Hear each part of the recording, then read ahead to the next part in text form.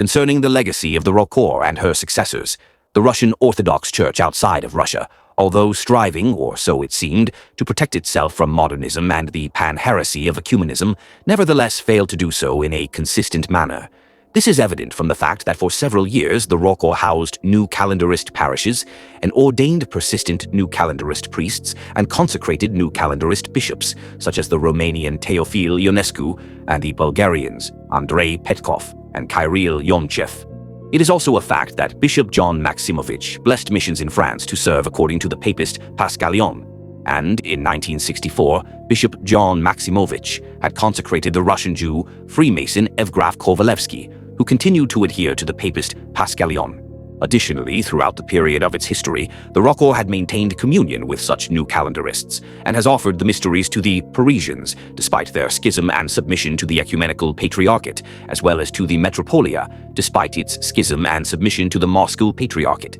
Although there were certainly hierarchs within the ROCOR who did, at least on a private and personal level, hold a true confession from the very beginning, such as Metropolitans Innocenti of Peking and Theophan of Poltava, who in their writings stated clearly that the new calendarists had fallen into schism in 1924, and Metropolitan Seraphim Laud, who on behalf of the ROCOR assisted the old calendarists of Bessarabia and was persecuted by the new calendarist Patriarch Myron, and Archbishop Seraphim Sevbo, who was persecuted in Poland for his refusal to abandon the Orthodox calendar. Nevertheless, these hierarchs were the minority and were at several points in time not even in communion with the mainstream ROCOR synod under Metropolitans Anthony and Anastasi. On the contrary, these latter two, Metropolitans Anthony and Anastasi, never ceased to concelebrate with the new calendarist Greeks, Romanians, and others. The ROCOR did not have a true confession of faith against the new calendarists and ecumenists during the presidency of Metropolitans Anthony Krapovitsky and Anastasi Gribanovsky. Metropolitan Anthony had taken part in the enthronement of Patriarch Miron Cristea of Romania, who had not only adopted the new calendar, but also for a time had even introduced the papist Paschalion for the first 3 years, 1924 to 1927. In a like manner, Metropolitan Anastasi had maintained communion and frequented concelebrations with the new calendarist Greek Archdiocese of America. This was not simply a matter of practice, but was the official position of the ROCOR Synod.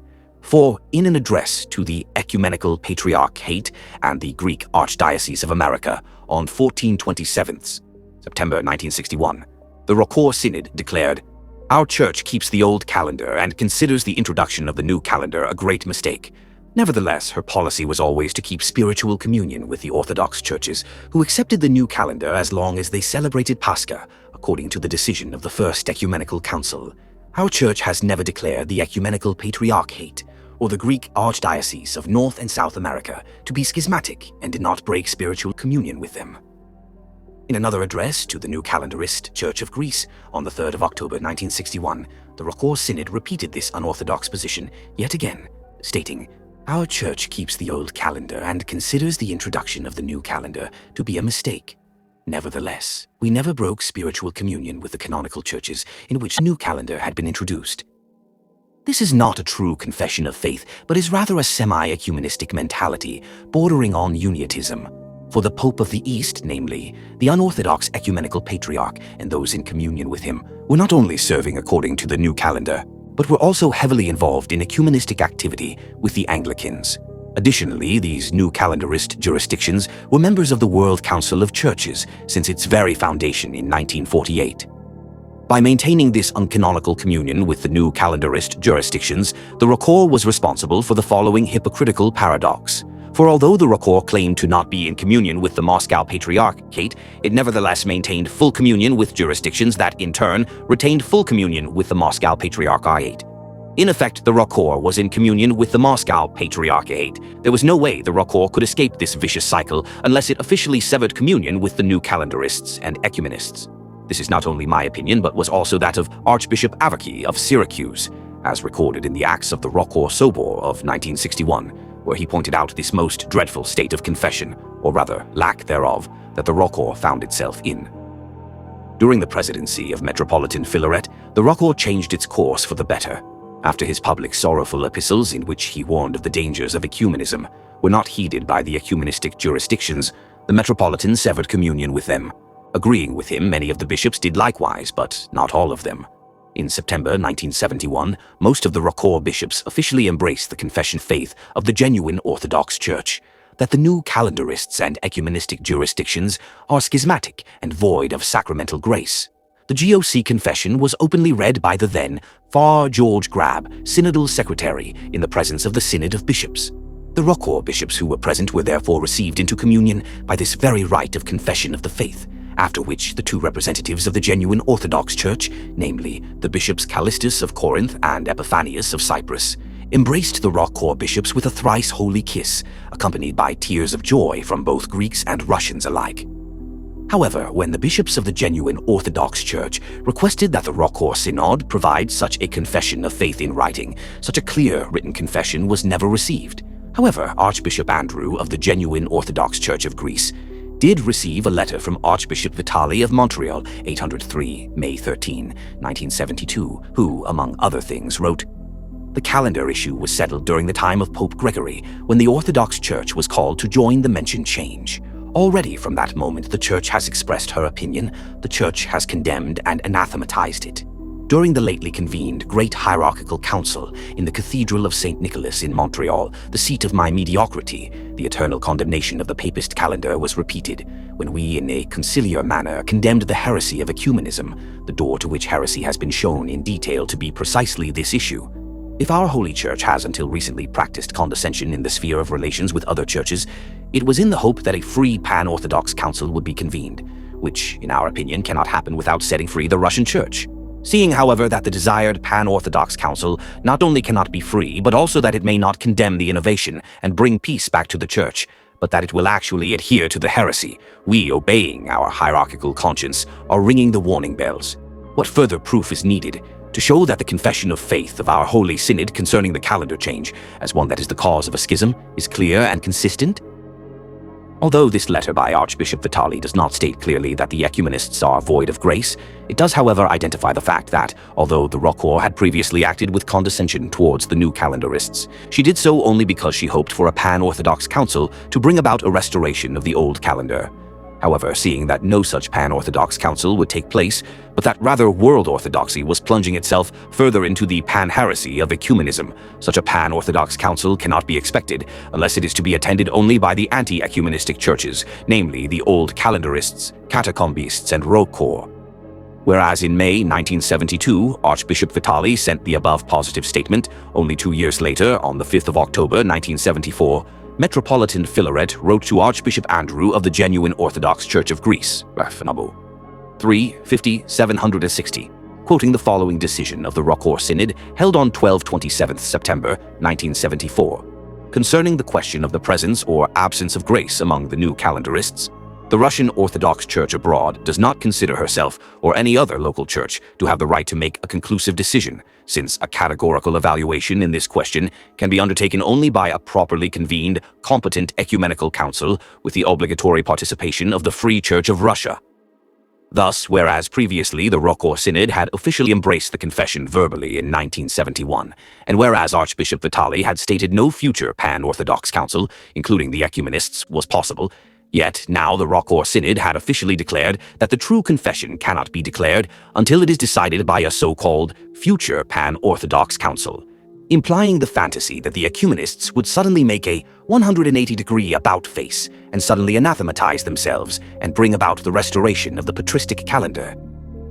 Did the ROCOR Synod truly believe it was possible that the ecumenistic patriarchates of Constantinople or Moscow, who by this time had already formed their union with the papists and all manner of heresies, would make such a sudden about-face and call a pan-Orthodox council to anathematize new calendarism, modernism, and ecumenism?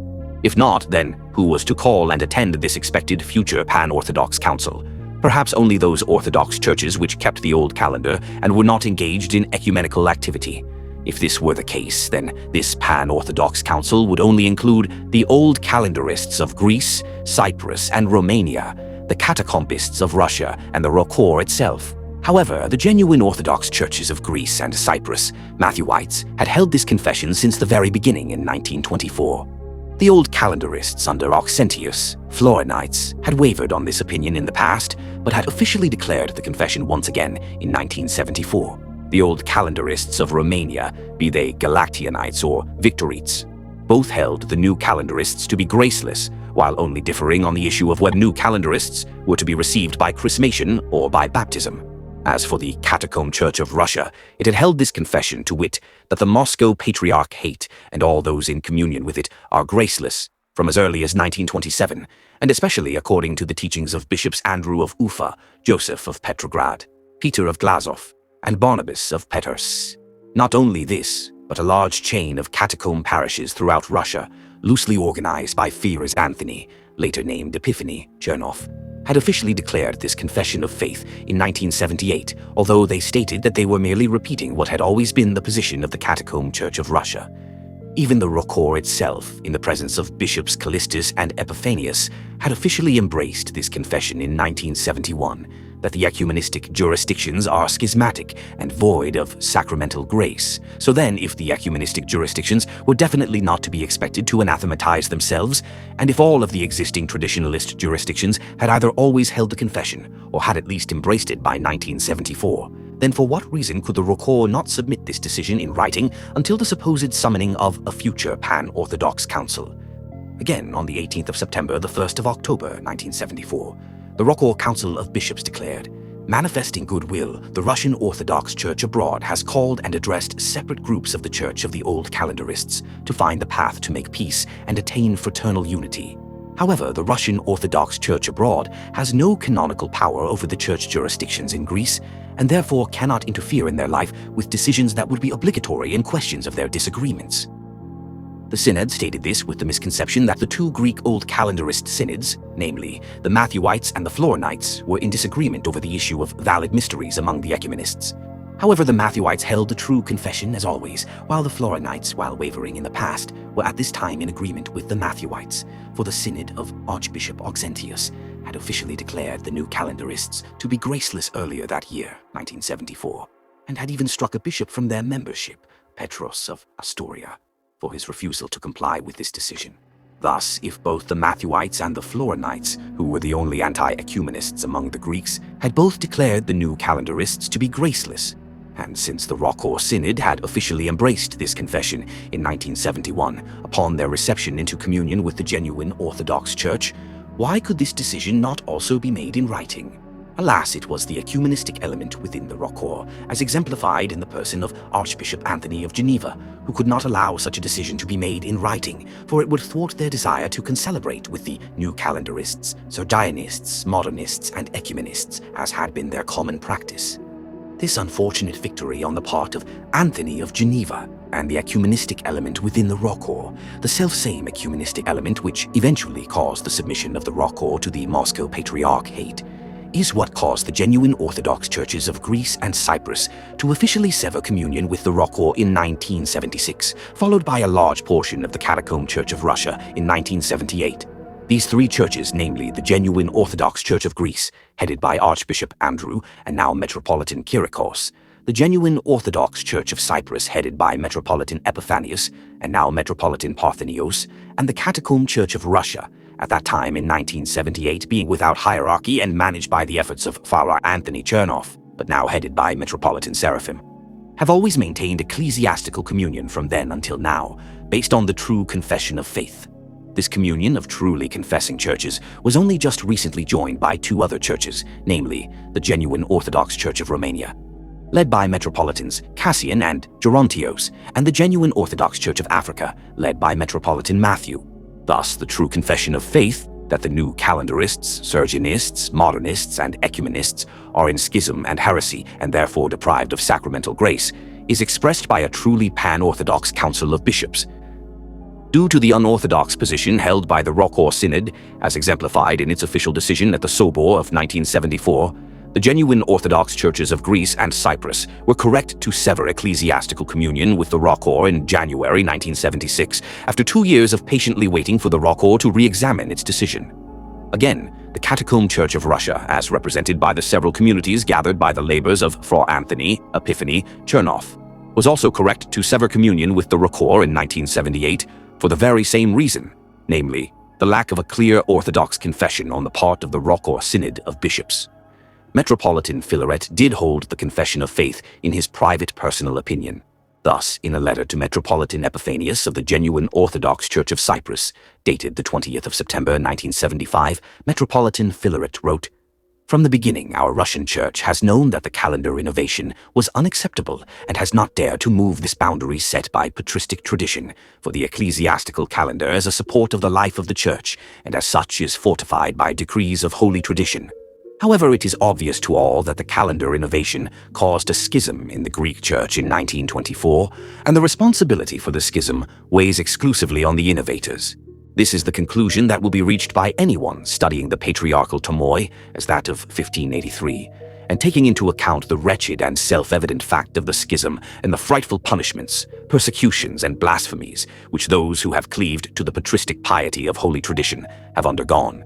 Thinking in this way, our Holy Synod has decreed that we flee concelebrations with the new calendarist modernists. We do not concelebrate with them, nor do we give permission or a blessing to our clergy for such a concelebration.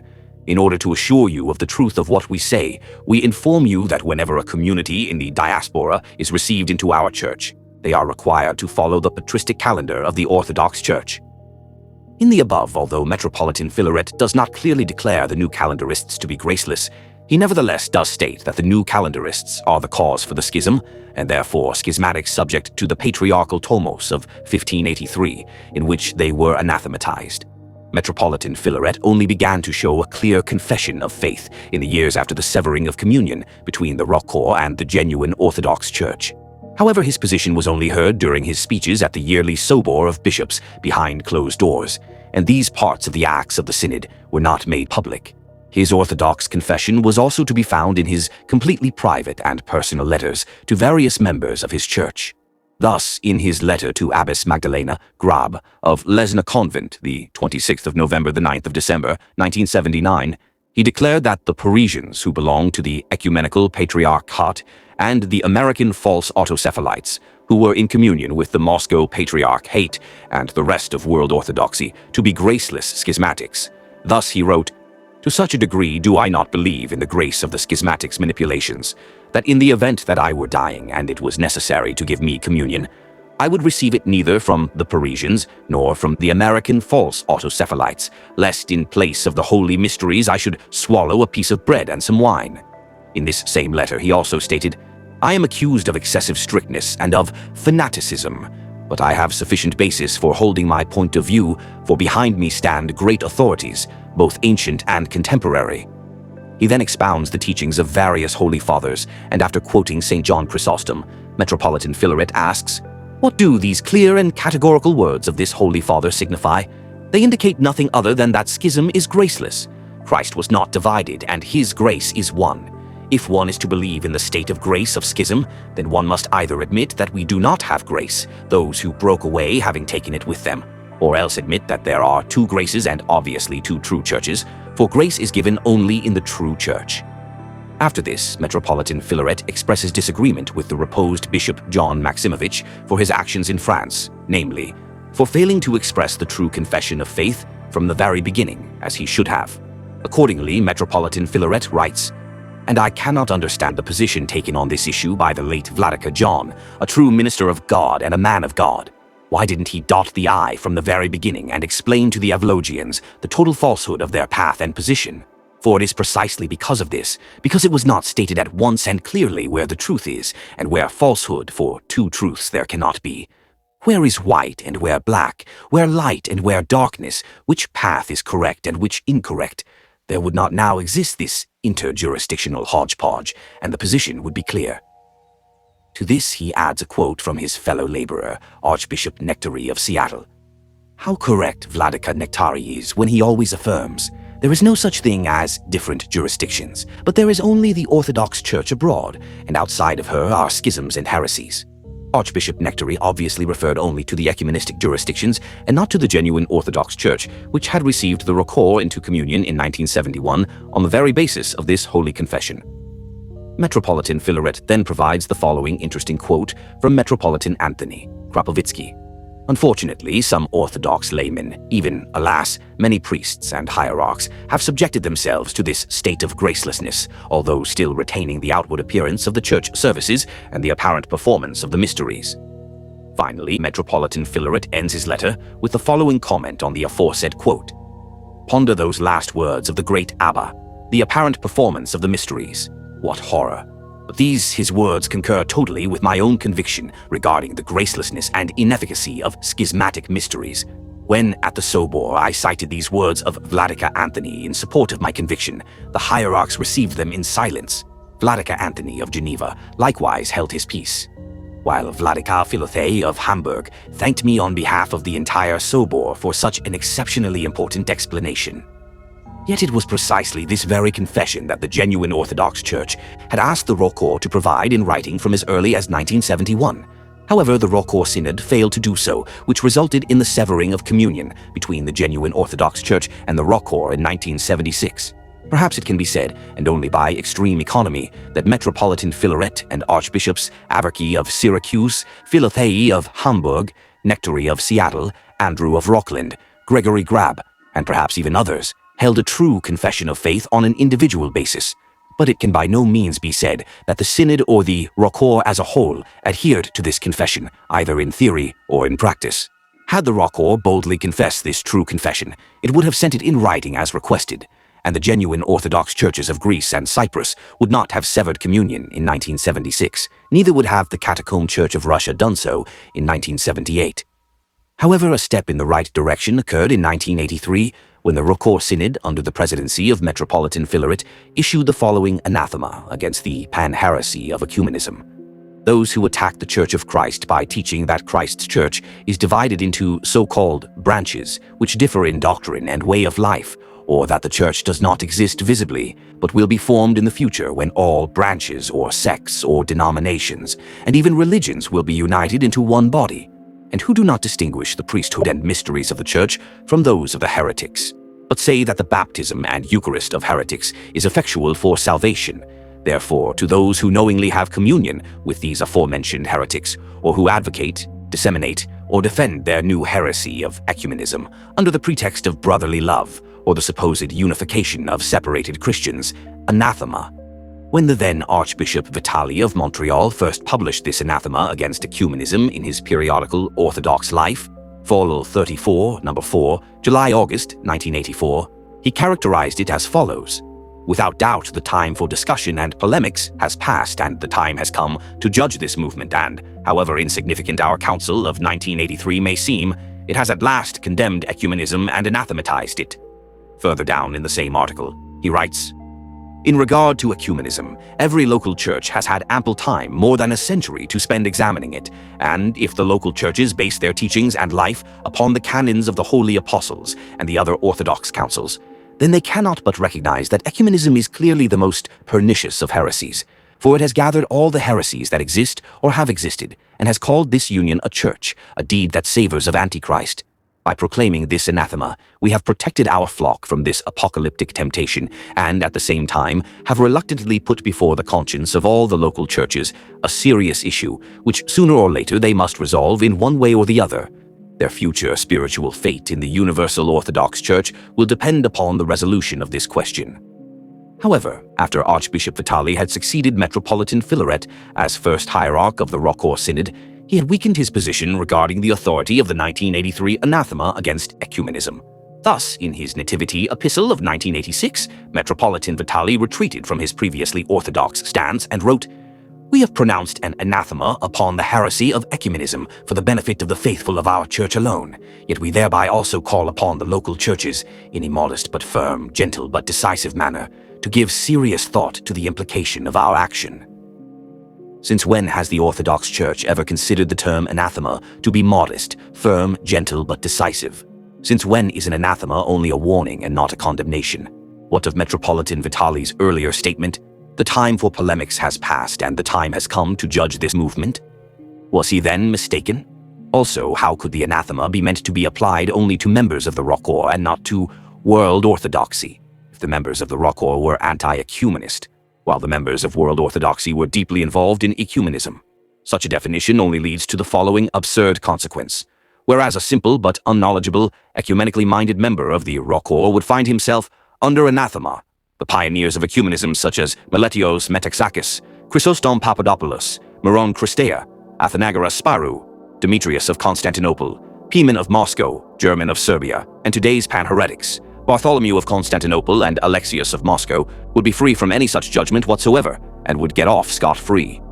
Metropolitan Vitali then sealed this unorthodox position by uniting himself to the Synod in Resistance in 1994. The president of this synod, Bishop Cyprian of Phili, was secretly and most uncanonically consecrated in 1979 in the middle of the night by the hands of the former bishop Callistus of Corinth, who had been deposed by the synod of the genuine Orthodox Church 2 years earlier.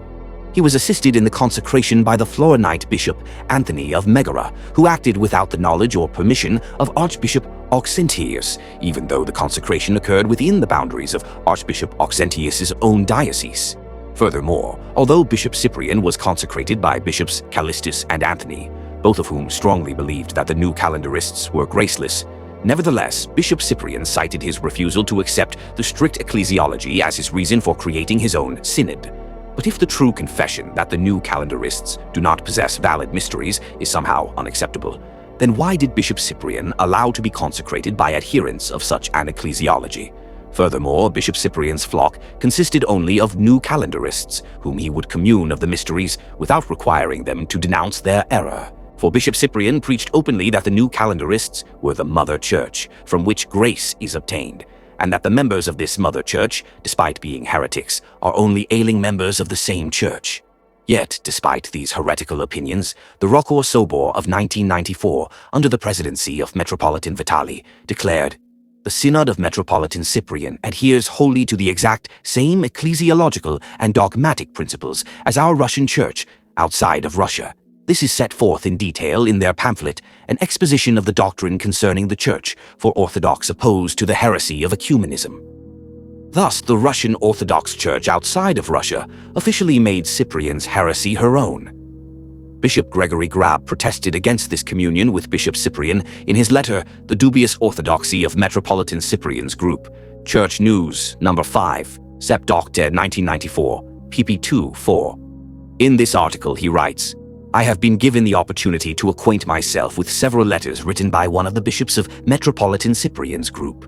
From these, it is quite evident that he and his fellow bishops confess their own personal and in no wise orthodox doctrine concerning the possibility of the grace-filled activity of the Holy Spirit within churches which have become manifestly heretical.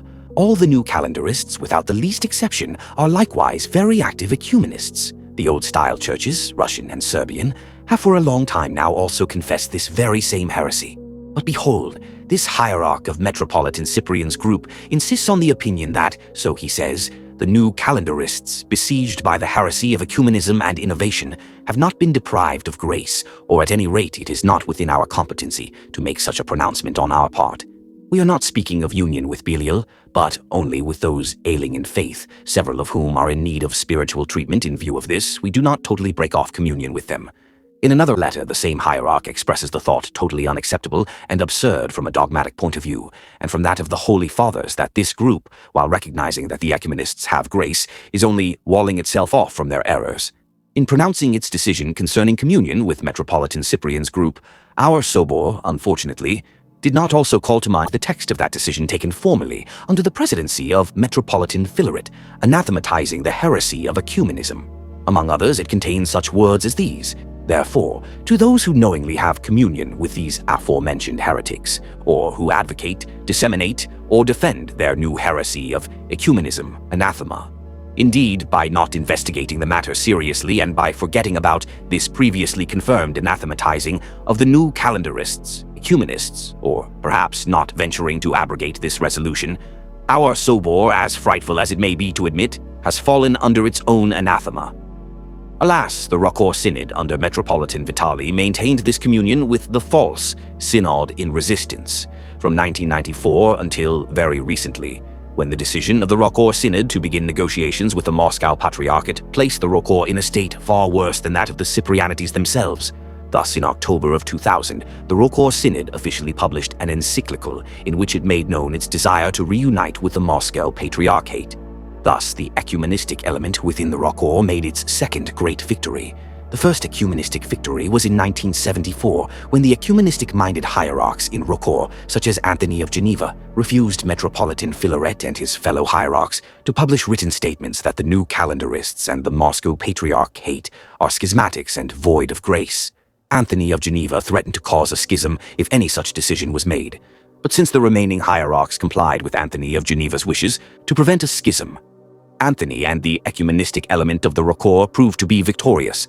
Yet a schism was not at all prevented, for although Metropolitan Philaret and his fellow hierarchs continued to maintain communion with the heretical-minded Anthony of Geneva, they nevertheless lost the communion they once shared with their truly Orthodox brothers. Thus, the genuine Orthodox churches of Greece and Cyprus severed communion with the ROCOR in 1976, followed by a large portion of the Catacomb Church of Russia in 1978, and then by various parishes throughout the world who began leaving the ROCOR to join the genuine Orthodox Church, among them parishes in each of Switzerland, France, England, Florida, etc. Thus, a schism was not prevented. It would have been more profitable if the ROCOR sided with the true confessors, rather than abandoning them in order to maintain communion with those hierarchs within the ROCOR, such as Anthony of Geneva, who were ecumenists. However, this schism finally occurred from 2000 onwards, when the ecumenistic element within the ROCOR took strong hold of the synod and called for the very act which it had desired and planned from as early as 1974, namely, the rapprochement with the Moscow Patriarchate and the restoration of open ecclesiastical communion with world orthodoxy. After Metropolitan Vitali's forced retirement and his almost immediate renunciation of the aforesaid retirement, he, together with Bishop Barnabas of Cannes, severed communion with the ecumenistic element within the ROCOR, which had by then become mainstream, and formed the Russian Orthodox Church in exile. This division was then sealed by the consecration of new bishops and new chrism. Only at this point, after 30 years of struggle, was the confessing element within the ROCOR released from the captivity of the ROCOR ecumenists and given a free voice. Thus, in a formal synodal decision in 2002, Metropolitan Vitali and his newly established synod of bishops officially condemned the Cyprianity heresy, which was in fact no different to the original heresy concocted in 1937 by Chrysostom, the former bishop of Florina, and which was also held on an official scale by the ROCOR synod itself, apart from the private and personal opinion of a few. The synodal decision, #15/01/M, 16/29, December 2001, in which Cyprianism, that is, Florianism, is condemned, reads as follows. Metropolitan Cyprian and his synod, while recognizing ecumenist world orthodoxy to be heretical, nevertheless considers it to be a part of the Church of Christ, thus contradicting the teaching and tradition of the Church, which clearly bears witness in conciliar decrees and the writings of the Holy Fathers, to the effect that heretics are fallen away from the Church. Calling for a walling off from these ailing members, Metropolitan Cyprian, nonetheless, considers them to be within the Church. However, to permit membership in the Church outside an Orthodox confession of faith is by no means possible. Hence, those ailing in the faith cannot be members of the Church, which is also confirmed by the teachings of the Holy Fathers. Without a doubt, says the Venerable John Cassian the Roman, he who does not confess the faith of the Church is outside the Church. The same is confirmed also by Patriarch Jeremias II of Constantinople. Members of the Church of Christ are wholly devoted to the truth, and those not wholly devoted to the truth are not members of the Church of Christ. Metropolitan Cyprian declares in his thesis that the Orthodox have become divided into two parts, those who are ailing in the faith and those who are healthy, K3, P4. But then he immediately goes on to speak of restoring to orthodoxy those ailing in the faith, H3, P5, whereby he clearly falls into a doctrinal contradiction. For how is it possible to receive into orthodoxy those who already are orthodox? The termination of the 1994 ROCOR Sobors' rashly established Eucharistic communion with the Synod of the Resistors under the presidency of Metropolitan Cyprian of Oropos and Phili, on account of his unorthodox teaching concerning the Church, regarding ailing and healthy members of the Church in the realm of the correct understanding of the faith, and the recognition of the mysteries of the new Calendarists as being valid. This is the first clear confession of faith to have ever been published by the ROCOR Synod. If only such a decision had been made in 1974, it would have prevented the severing of communion between the ROCOR and the genuine Orthodox Church in 1976 and the Catacomb Church of Russia in 1978. But alas, the ROCOR itself at that time was guilty of the very heresy it has now condemned, and it not only remained in that heresy, but also plunged further into it by officially accepting the Cyprianity ecclesiology in 1994, and stating that it was always the opinion of the ROCOR Synod that the new Calendarists possessed sacramental grace. However, now the ROCOR, in its decision of 2001, and in the persons of Metropolitan Vitali and his successors, has officially condemned the false ecclesiology of Floranism-Cyprianism and has embraced the true confession of faith which was held by the genuine Orthodox Church since the very schism of 1924 and was the basis for the establishment of communion between the ROCOR and the genuine Orthodox churches in 1971. Therefore, it is the pastoral duty of all current rightly confessing hierarchs of ROCOR succession to bring an end to the severing of communion with the genuine Orthodox Church which occurred in 1976 due to the ecclesiological ambiguity of the ROCOR Synod at that time. Therefore, these bishops must attempt by all means possible to return into communion with the true successor of that same genuine Orthodox Church, which is currently represented by the rightly confessing local genuine Orthodox churches in Greece, Cyprus, Romania, Russia, Africa, and elsewhere which, when summoned for a pan-Orthodox synod, are under the presidency of Metropolitan Kyriakos Stavros Markou.